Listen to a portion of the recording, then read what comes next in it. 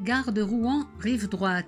Une belle fresque de Robert Savary égaye ce jour de pluie. Beau bâtiment Art Nouveau, en route pour une remontée dans le temps. Au bout de la rue Jeanne d'Arc, la tour du château Bouvreuil, dernier vestige de l'endroit où Jeanne rencontra ses bourreaux en 1431, et leur tint hardiment tête comme le rapporte l'histoire.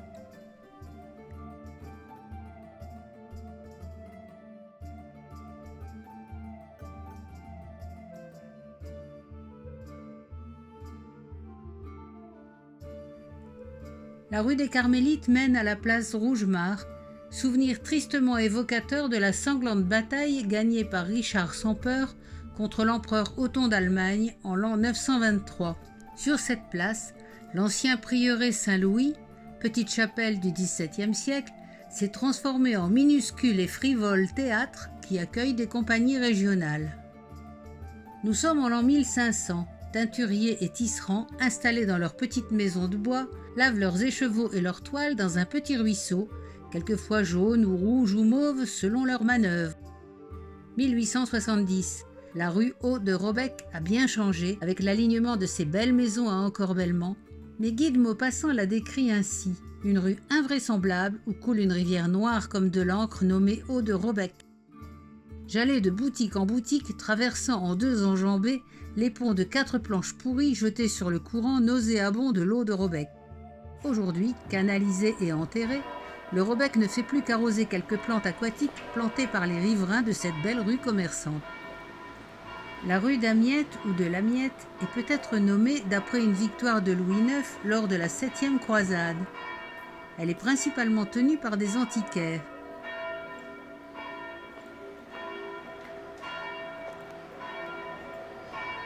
Elle a été un sujet de peinture très prisé au XIXe siècle, notamment par Camille Pissarro, le Montmartre de Rouen en quelque sorte.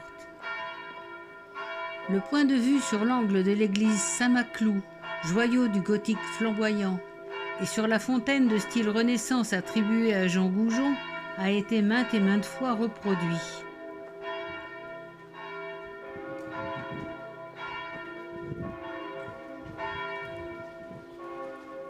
L'église Saint-Maclou, bien que de style gothique, a conservé la tradition normande de la tour-lanterne, qui fait aussi office de clocher. La flèche de 83 mètres qui surplombe la place est de l'architecte Barthélemy, qui a dirigé gratuitement les travaux de construction et offert la croix qui la surmonte. Cette église a beaucoup souffert des bombardements de la Deuxième Guerre mondiale, mais aussi de l'utilisation de pierres de mauvaise qualité pendant les restaurations. Au XIVe siècle, la famine, la guerre et la peste noire ravagent l'Europe et déciment les populations. À Rouen, on construit en 1362 le Grand Tertre, le cimetière dans la langue d'époque, autour de l'église Saint-Maclou pour accueillir le flux des défunts. De nouvelles vagues de peste touchent la ville au XVe et XVIe siècle et en 1526, la paroisse construit 3 galeries autour du cimetière devenu trop petit pour en faire des ossuaires et permettre de nouvelles inhumations. Les morts anciens sont exposés dans les combles des galeries, les nouveaux sont enterrés dans la cour des prêtres. La galerie sud ne sera construite qu'en 1651, faisant office d'école pour les garçons pauvres de la paroisse. Seules les 3 premières galeries ont des soubassements de pierre surmontés de pans de bois sculptés et des charpentes ajourées. Sur les boiseries, une sarabande d'ossements, squelettes et crânes, cercueils et outils de fossoyeurs. Sur les colonnes, à l'est et à l'ouest, sont sculptés des couples engagés dans une danse macabre. Le cimetière sera fermé définitivement en 1781. Aujourd'hui, l'Être propose Feu Follet, une animation numérique sur le thème de la danse macabre, dont voici un avant-goût. Pour la version intégrale, vous trouverez le lien en fin de vidéo.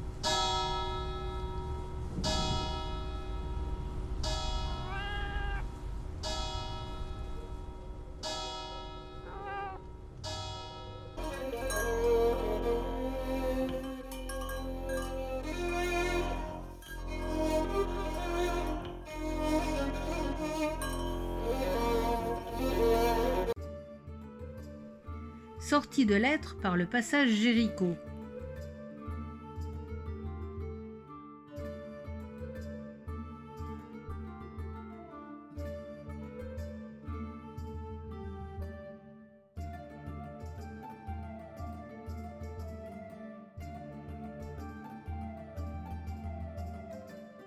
La rue Martinville longe l'église Saint-Maclou. On aperçoit au loin le clocher de la cathédrale et on arrive droit sur la maison penchée, très penchée.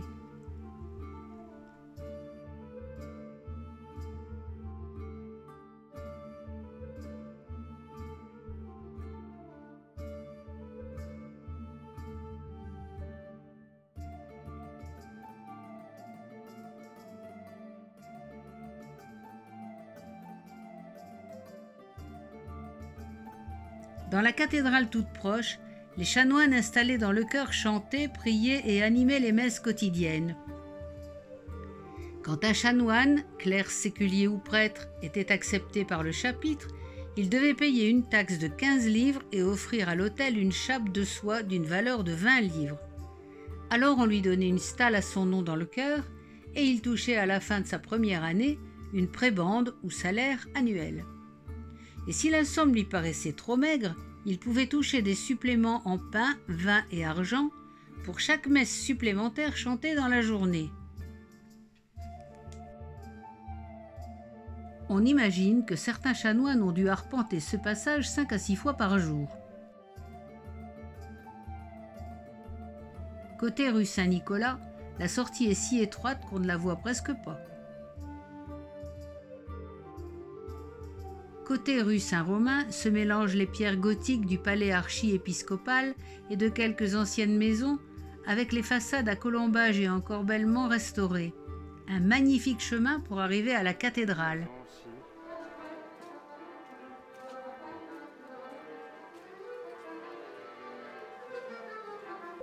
La cathédrale Notre-Dame de Rouen.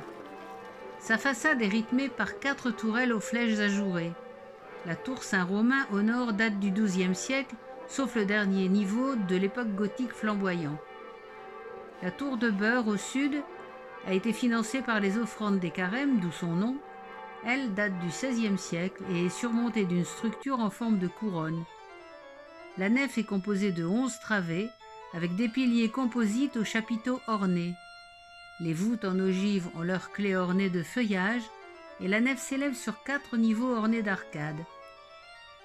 Le chœur est entouré des stalles des chanoines exécutés entre 1457 et 1470 par Filippo Villard et des huissiers flamands, dans un style austère de sujets bibliques, de proverbes, de scènes d'artisans au travail, de scènes de la vie courante, un peu égayées par quelques personnages grotesques.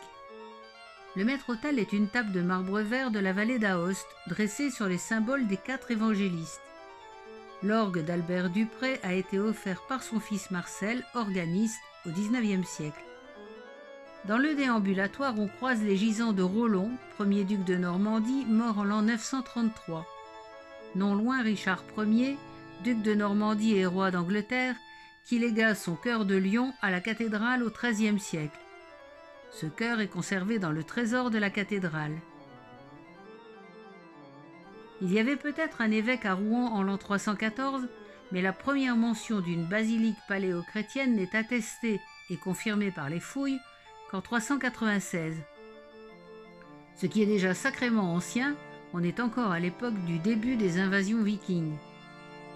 L'histoire de l'évolution de ces basiliques primitives en cathédrale romane, en l'an 1000, puis en monument gothique en l'an 1200, jusqu'aux restaurations qui ont suivi nos guerres modernes, est une épopée en soi. Parmi les rues qui rayonnent autour du parvis Notre-Dame, la rue du Gros Horloge. Pourquoi le Gros Horloge ? Parce qu'au Moyen-Âge, le mot horloge, venu du latin, était neutre. L'arche et le beffroi étaient de style gothique à l'origine, en 1398.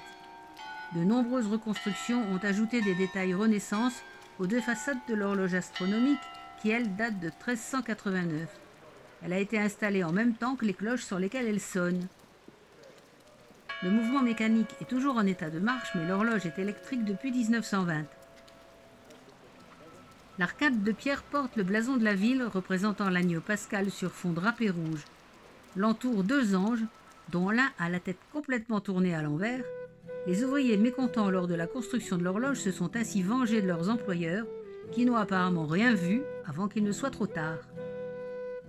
La fontaine qui se dresse sur le côté ouest représente les amours du fleuve Alphée et de la nymphe Aréthuse, survolée par Cupidon. Le palais de justice est une des seules réalisations de l'architecture gothique civile de la fin du Moyen Âge en France. La large façade du bâtiment est monumentale. Sortant de la guerre de Cent Ans, il y avait une volonté affichée d'éblouir et de marquer la puissance civile par une imitation des riches styles des édifices religieux.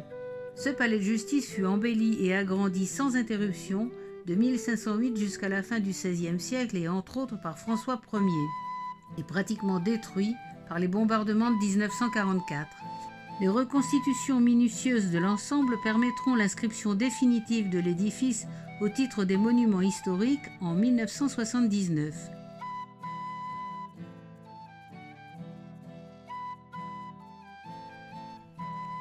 Pas de tuerie sanguinaire ou de massacre dans cette rue qui s'appelait jadis de manière plus explicite la rue des Boucheries-Massacres. Comme il n'y avait pas d'abattoir extérieur à Rouen en 1525, les bouchers y tuaient leurs animaux à domicile.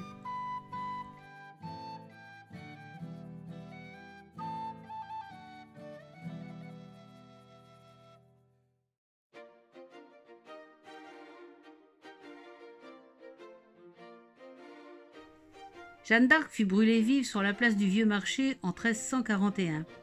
L'ancien pilori et le mur des bûchers ont été exhumés lors des fouilles des années 70. Une croix a été dressée à côté de l'emplacement du bûcher. L'église Sainte-Jeanne d'Arc ainsi que les halles du marché ont été construites dans un style très original évoquant soit un poisson, soit deux proues de vaisseaux vikings affrontés. Mais après tout, nous sommes en Normandie. Cette église abrite des vitraux du XVIe siècle et des boiseries rescapées de l'église Saint-Vincent. Cette place est entourée de très belles maisons à encorbellement et pans de bois qui ne sont souvent que des façades anciennes remontées sur des bâtisses modernes suite aux dégâts des guerres du XXe siècle.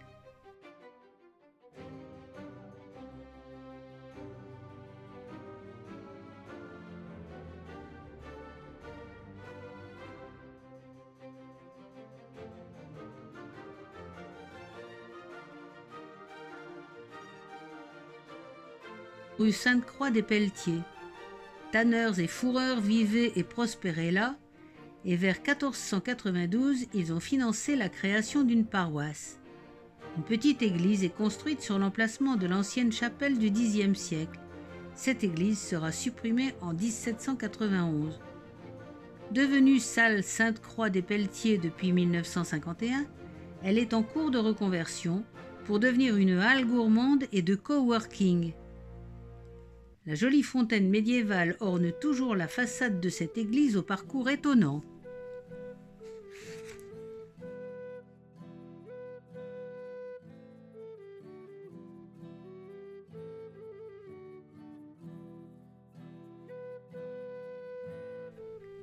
Le nom de la rue des Bons Enfants provient du collège fondé en 1358. L'ancienne synagogue, au passé prestigieux, a été détruite en 1944 et reconstruite 5 ans plus tard. D'architecture assez lourde, elle possède cependant des vitraux remarquables sur les thèmes de l'étoile de David et des 10 commandements, signés Gabriel Loire.